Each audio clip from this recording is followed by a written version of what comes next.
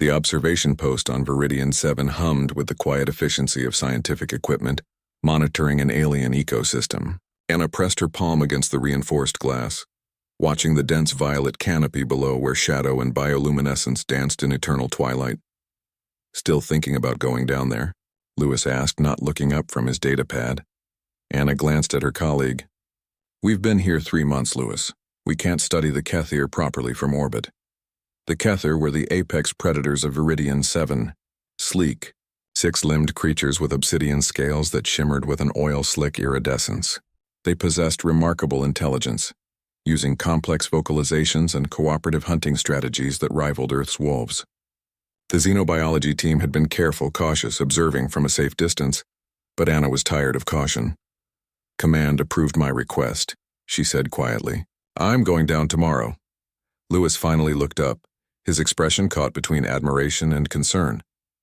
The cubs are unpredictable. Adult Kethir can take down a hover beast twice their size, which is why I'm starting with the cubs.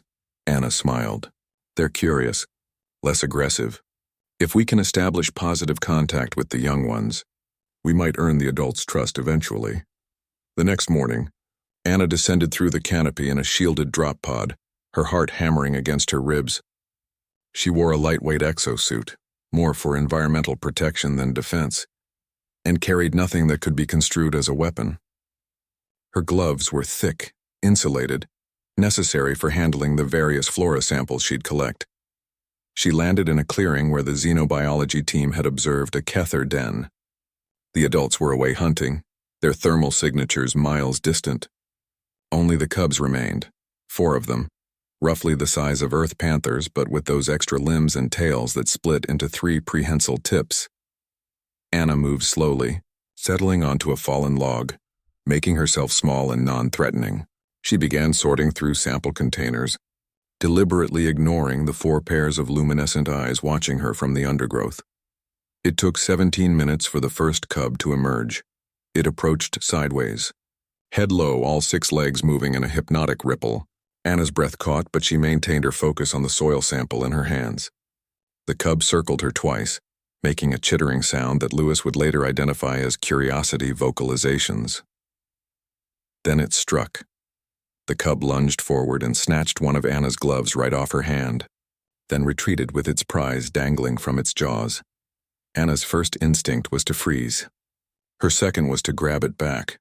These gloves were expensive equipment rated for extreme environments. But her third instinct, the one that came from growing up with 3 younger siblings and a childhood filled with pets, was to play along.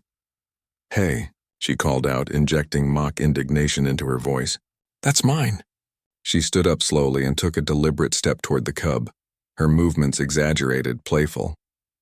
The cub's 3-pronged tail flicked upward, its bioluminescent spots pulsing brighter. It bounded away 3 steps, then stopped and looked back. Anna's training screamed at her to stop. These were predators, apex predators, but something in the cub's posture, in the way it had stopped to look back, reminded her so much of her childhood dog playing keep-away that she couldn't help herself. She chased after it, moving in an obvious lumbering gait that telegraphed her intentions. The cub's reaction was immediate. It bounded away again, but this time it made a high-pitched sound, almost like laughter if laughter could sound alien and crystalline. The glove flopped comically from its mouth. From the undergrowth, the other 3 cubs emerged. Oh no, Anna muttered, but she was grinning. The second cub darted in and grabbed her other glove. The third made a move for her sample bag but misjudged and got tangled in the strap instead. The fourth simply bounced around them all, making excited vocalizations. Lewis, Anna sub-vocalized into her comm, trying not to laugh. You're recording this, right? Every second. His voice was tight with tension. Anna, their neural patterns, they're not showing aggression. They're showing play behavior. The first cub had dropped Anna's glove and picked up a fallen branch instead, shaking it vigorously. When Anna reached for it, the cub released it immediately, then waited with obvious anticipation. Without thinking, Anna threw the branch. The cub exploded after it, quickly followed by its siblings, all 4 of them tumbling over each other in their eagerness. For the next hour, Anna played with the Kethir cubs.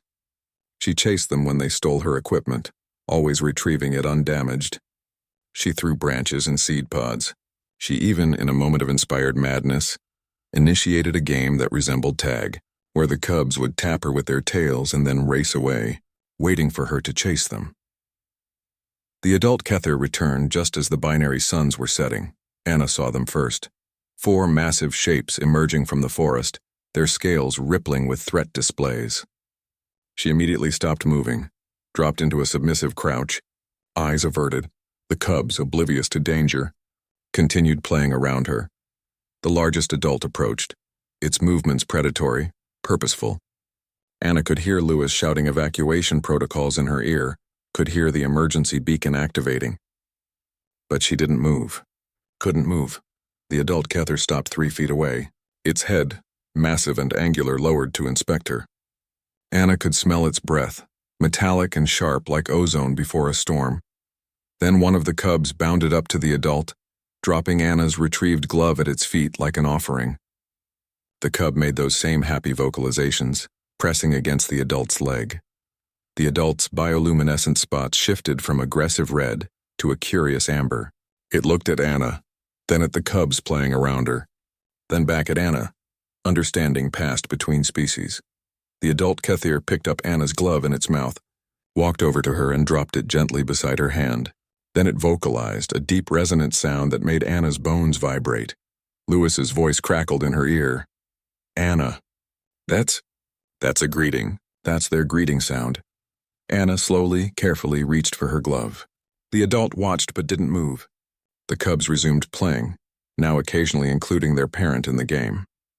As darkness fell completely on Viridian 7, Anna sat in a clearing surrounded by the most dangerous predators on the planet, playing a game that transcended species, language, and evolution itself. Sometimes, she thought, humanity's greatest strength wasn't its technology or its weapons.